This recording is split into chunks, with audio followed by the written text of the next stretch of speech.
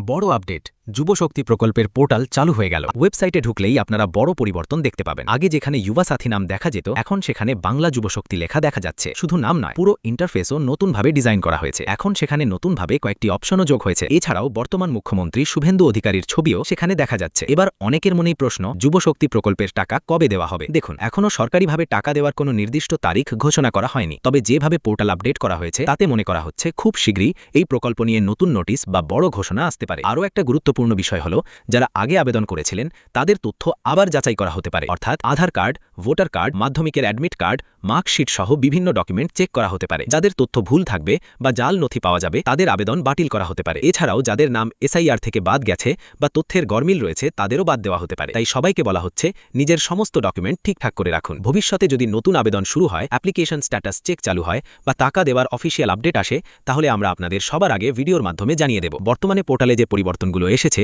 সেটাই আজকের সবচেয়ে বড় আপডেট।